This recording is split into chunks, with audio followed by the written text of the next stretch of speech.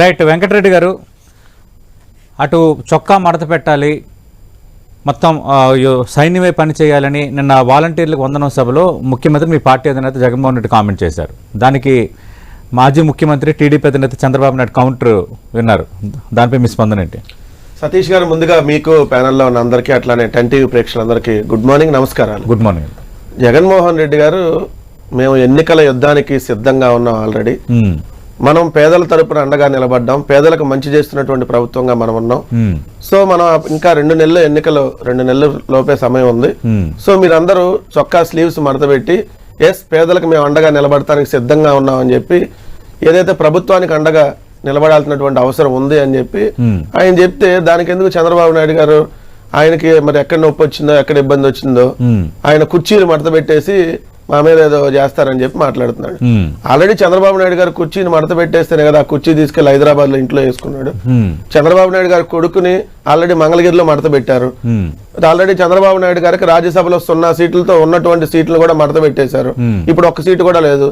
తెలుగుదేశం 1982లో ఏర్పడితే ఇప్పుడు 44 సంవత్సరాలు. ఈ 44 సంవత్సరాల్లో 0 సీట్లు రాజ్యసభలో.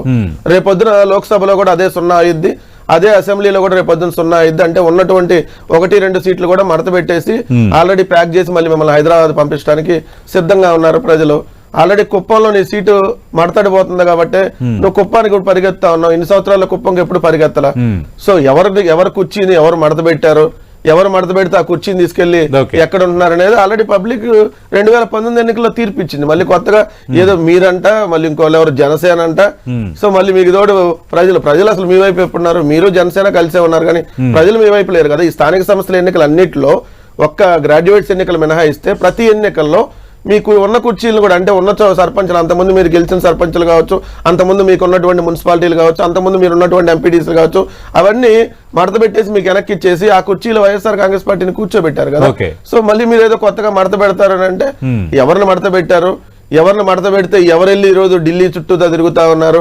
10 రాజకీయ పార్టీలతో పొత్తుల కోసం ఎవరెళ్ళి ఈ రోజు వాళ్ళ కుర్చీలు వెనకాల పడతా ఉన్నారు? వాళ్ళ కుర్చీల కింద ఆ కాళ్ళ దగ్గర వెళ్ళి ఎవరు కాలబేరానికి వెళ్తా ఉన్నారు? ఈ రోజు కనపడతా ఉంది.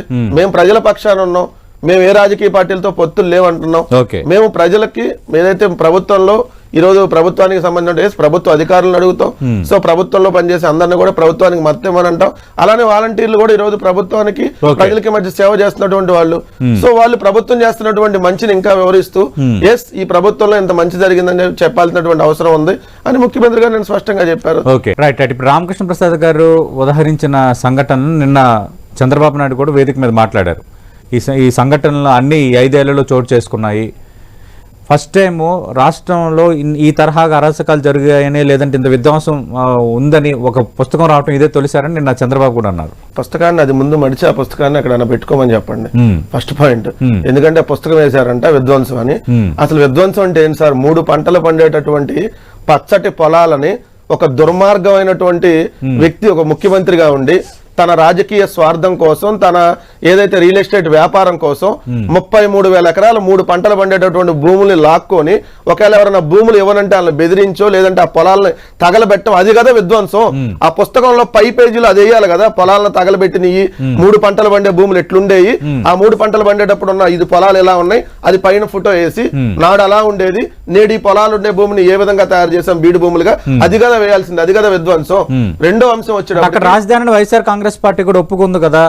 విపక్ష నేతగా చంద్రబాబు, విపక్ష నేతగా అసెంబ్లీలోనే ఆమోద ముద్ర వేశారు, తీర్మానానికి అనుకూలంగా మాట్లాడారు. సెప్టెంబర్ 4, 2014 ఆ రోజు హైదరాబాద్ లో అసెంబ్లీ ఉంది. ఆ రోజు ప్రతిపక్ష నాయకుడిగా జగన్మోహన్ రెడ్డి గారు ఉన్నారు.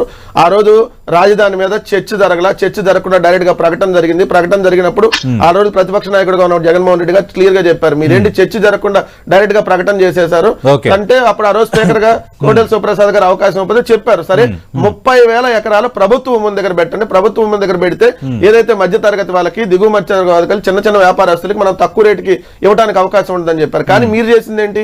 ఆ రోజు మీరు ప్రకటన చేసింది విజయవాడ కేంద్రంగా రాజధాని. జగన్మోహన్ రెడ్డి గారు ఒప్పుకుంది విజయవాడ కేంద్రంగా రాజధానికి ఒప్పుకున్నారు. కానీ మీరు సెప్టెంబర్ లో చెప్పింది విజయవాడ కేంద్రంగా రాజధాని, అది 3 నెలల తర్వాత పరిగెత్తుకుంటూ 29 గ్రామాల రాజధానికి వెళ్ళింది. అంటే విజయవాడ నుంచి 29 గ్రామాలకు వెళ్ళింది. అంటే హైదరాబాద్ రాజధాని అనుకుంటే వికారాబాద్ కి ఎంత దూరం ఉందో, ఎంత తేడా ఉందో. కొత్త నగరాన్ని కడతా ఉన్నప్పుడు మేము వ్యతిరేకించి అమరావతి శంకుస్థాపనకు కూడా రాలా. రెండో పాయింట్ వచ్చేటప్పటికి ఎవరు నాశనం చేశారు? ఉంటేనే కదా నాశనం చేయడానికి.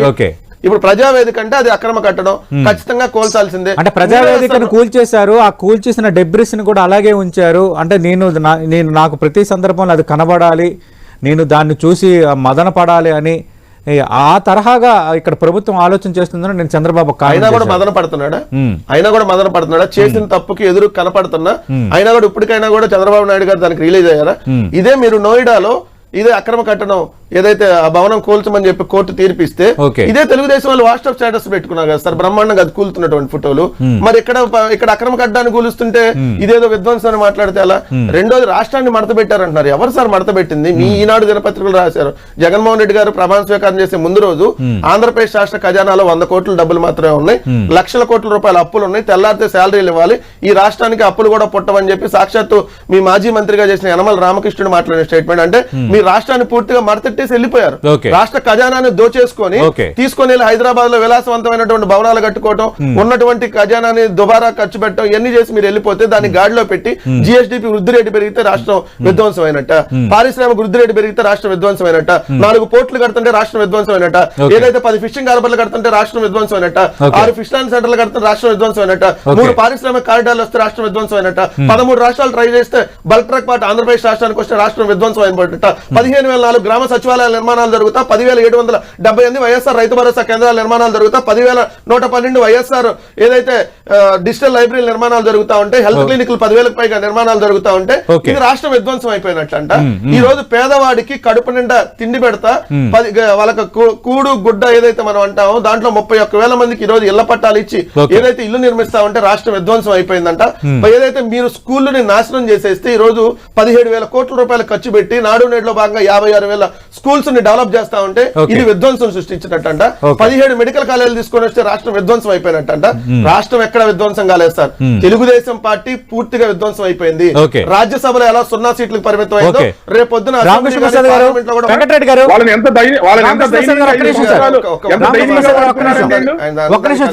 అంటే 5,000కు కూలీలు కూడా దొరికే పరిస్థితి లేదు, వాలంటీర్లను ఒక కూలీలుగా వాడుకుంటున్నారు, వాలంటీర్లు కూలీలను రామకృష్ణ ప్రసాద్ గారు అన్నారు. ఒకటి. రెండోది నిన్న నేను చెప్పేది సతీష్ గారు ఇక్కడ ఒక మాట, కూలీ కూడా ఇవ్వకుండా కూలీల కంటే దారుణంగా వాడుకుంటున్నారు. కూలికి వెళ్తే ఎంత వస్తుందండి రోజుకి? వాళ్ళకి 5,000 ఇచ్చేది రోజుకి. ఒక్క నిమిషం సార్, మీరు 50,000 ఇస్తారా?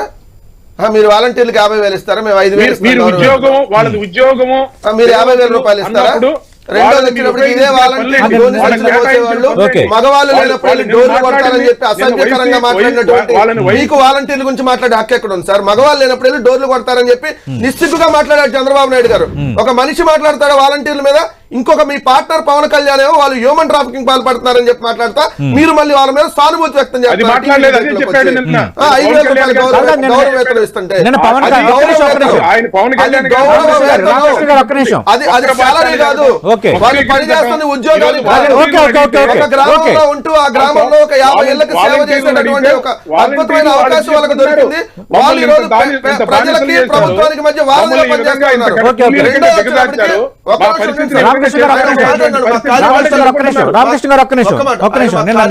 నిన్న ఇదే వాలంటీర్లకు సంబంధించి పవన్ కళ్యాణ్ కూడా నిన్న ఇదే పుస్తకావిష్కరణ సభలో మాట్లాడారు.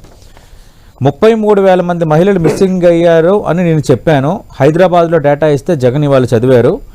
వాలంటీర్లపై నాకు గౌరవం ఉంది, కొంతమంది వలన వాలంటీర్లకు మచ్చ వస్తుంది, భవిష్యత్తులో వాలంటీర్లకు అండగా నిలబడతాం. ఇది నిన్న పవన్ కళ్యాణ్ చేసిన కామెంట్. వాలంటీర్ల వ్యవస్థ వల్ల ఎవరికి మచ్చ రావట్లేదు సార్. ఈ పవన్ కళ్యాణ్, ఈ చంద్రబాబు నాయుడు, ఆ ఎల్లో మీడియా వల్ల ఈ ఆంధ్రప్రదేశ్ రాష్ట్రానికి తీవ్రమైనటువంటి మచ్చ, ఏదో చెరుపుకోలేనటువంటి మచ్చ పడింది. ఆ మచ్చను చెరుపుతా ఉన్నాం. సో వాలంటీర్లు ఎవరో ఒక వాలంటీర్ తప్పు చేస్తానో, ఎవరో ఒక ప్రభుత్వ ఉద్యోగి తప్పు చేస్తానో, లేదా ఎవరో ఒక జర్నలిస్ట్ తప్పు చేస్తానో, ఎవరో ఒక సంబంధించిన వ్యక్తి తప్పు చేస్తానో వ్యవస్థ మొత్తానికి ఆపాదించేస్తే అది కరెక్ట్ అయినటువంటి అంశం కాదు. వాళ్ళ మీద చర్యలు తీసుకున్నారు, ఎక్కడికక్కడ నడుస్తుంది. సో రెండోది, అంతమంది తప్పిపోయారు, హ్యూమన్ ట్రాఫిక్ పాల్పడ్డారు. ఈ గుజరాత్ లో వాలంటీర్ లేరు, అక్కడ మిస్సింగ్ కేసులు నమోదైనాయి. తెలంగాణలో వాలంటీర్ లేదు, అక్కడ మిస్సింగ్ కేసులు నమోదైనాయి. సో మిస్సింగ్ కేసులు నమోదైన వాళ్ళ దగ్గర మరి హ్యూమన్ ట్రాఫికింగ్ ఇక్కడ ఆంధ్రప్రదేశ్ రాష్ట్రంలో వాలంటీర్లు వెళ్ళి ఆ రాష్ట్రంలో కూడా డేటా తీసుకొని వచ్చి అక్కడ కూడా మిస్సింగ్ పాల్పడుతున్నారని పవన్ కళ్యాణ్ చెప్పదలుచుకున్నాడా? సో ఈ మిస్సింగ్ కేసులు ఇన్ని చెప్పితే ఒక ఫ్రాడ్ అంశం. సో అన్ని తప్పుడు లెక్కలు. సో పవన్ కళ్యాణ్ గాని చంద్రబాబు నాయుడు గారు కానీ వాలంటీర్లు చూస్తే భయం ఏర్పడిపోతా ఉంది. ఎందుకంటే వాళ్ళు సేవ చేస్తా ఉన్నారు, ఈ ప్రభుత్వానికి ఒక మంచి పేరు తీసుకొని వస్తున్నారు కాబట్టి వాలంటీర్లు తీసుకొని వచ్చేటటువంటి పేరు ప్రభుత్వానికి వస్తే ఆటోమేటిక్ గా ప్రభుత్వం వైఎస్ఆర్ కాంగ్రెస్ పార్టీ ప్రభుత్వం కాబట్టి పార్టీకి మంచి పేరు వస్తుంది. సో అల్టిమేట్ గా అది ఓటింగ్ వైఎస్ఆర్ కాంగ్రెస్ పార్టీకి లబ్ధి చేకూరింది కాబట్టి వాళ్ళ మీద అక్కసు వెళ్ళగలుగుతా ఉన్నారు. రెండో పాయింట్ ఆయన మా కార్యకర్తలు లేరన్నారు. సరే కాలర్ పైగా చెప్తా ఉన్నాం, వైఎస్ఆర్ కాంగ్రెస్ పార్టీకి జగన్మోహన్ రెడ్డి గారు నాయకుడు, మా పార్టీకి జగన్మోహన్ రెడ్డి గారి బలం, మా కార్యకర్తల బలం. మీకు మీ మీద నమ్మకం లేదు, మా జగన్మోహన్ రెడ్డి గారి మీద నమ్మకం ఉంది, మా కార్యకర్తల మీద నమ్మకం ఉంది. అందుకని మేము ఏ రాజకీయ పార్టీతో ఎప్పుడు పొత్తులు పెట్టుకోవాలా. మేము నమ్ముకుంది మా కార్యకర్తల్ని, ప్రజల్ని. మీరు నమ్ముకుంది పవన్ కళ్యాణ్ ని, ఎల్లో మీడియాని, లేదంటే ఆ బీజేపీని, లేదంటే అక్కడ బీజేపీ చిన్నమ్మని, లేదంటే కాంగ్రెస్ చెల్లెమ్మని, ఇట్లాంటి వాళ్ళని మీరు నమ్ముకొని వెళ్తున్నారు. ఎందుకంటే మీకు మీ కార్యకర్తల మీద నమ్మకం లేదు. ఎందుకంటే మీ కార్యకర్తలు మీకు ఓటేస్తారని నమ్మకం లేదు కాబట్టి మీరు పక్క పార్టీ కార్యకర్తల్ని, పక్క పార్టీ నాయకుల్ని నమ్ముకొని రాజకీయాలు చేస్తా ఉన్నారు. మేము మా జెండా మోస్తున్నాం, మా పార్టీ కార్యకర్తల పక్కన పోయం కూడా.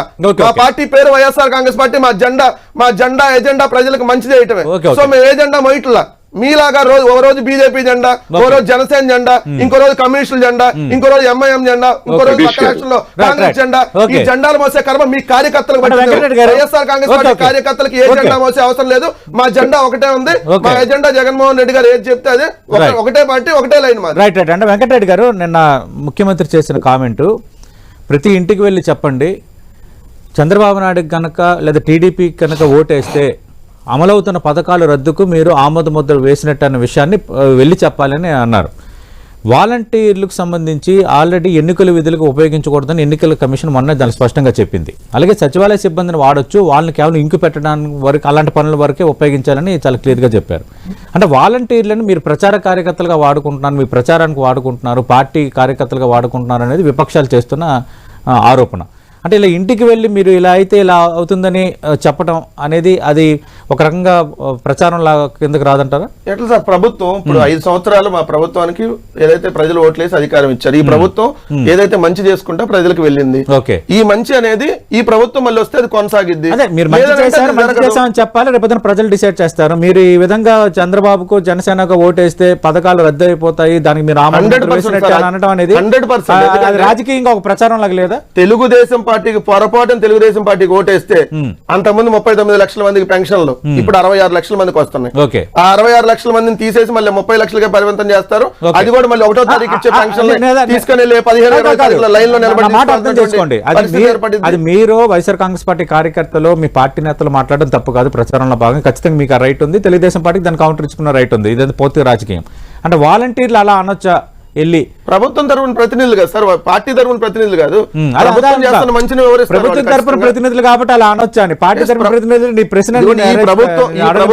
చేస్తా ఉంది, ఈ ప్రభుత్వం అమలు చేస్తున్నాయని ఇదిగో ఇవి అందుతున్నాయా లేదా, ఇంకా ఏదైనా అందాల్సినవి ఉన్నాయా అనేది వాలంటీర్లు వెళ్ళి చెప్తారు. ఇదిగోండి ఈ ప్రభుత్వం వస్తే మళ్ళీ మీకు ఏమన్నా అందుతాయి అని చెప్తారు. దాంట్లో ఏముంది, మళ్ళీ మా పార్టీ తరపున జెండా వేసుకొని ప్రచారం చేయరు కదా.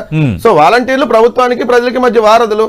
ప్రభుత్వం చేసేటటువంటి ప్రతి మంచిని ప్రజలకు తీసుకెళ్లేటటువంటి బాధ్యత వాళ్ళ మీద ఉంటుంది. ఓకే, నేను కాదనట్లేదు, వాలంటీర్ల వ్యవస్థ కూడా మంచి ఫలితాలు ఇస్తుంది, బాగా పనిచేస్తుంది, నేను కాదనట్లేదు. దాని మీద ఒక పాజిటివ్ ఉంది. చంద్రబాబు నాయుడు, పవన్ కళ్యాణ్ కూడా తర్వాత వాలంటీర్ల విషయంలో ఆ తర్వాత ఏం మాట్లాడారో మనం చూసాం.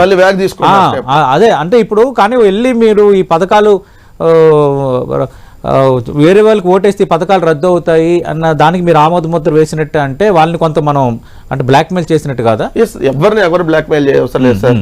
ఒకటి ఈ రోజు వాలంటీర్లు వాళ్ళ విధి ఏంటి, ప్రభుత్వానికి సంబంధించినటువంటి కార్యక్రమాలు ప్రజలకు తీసుకెళ్తాం, ఆ పథకాలకు సంబంధించి డోర్ టు డోర్ వాళ్ళు ఇంకేమైనా అందుతున్నాయా లేదని చెప్పే కార్యక్రమం. దాంట్లోనే ఆటోమేటిక్ ఈ ప్రభుత్వం ఏం చేస్తుంది అనేది వాళ్ళు ప్రజలకు వివరించినట్టు. జరుగుతున్నప్పుడు ఇలా ఎందుకు అనాలి అని ఈ ప్రభుత్వం ఏం చేస్తున్నది వాళ్ళకి వివరిస్తున్నట్టే కదా.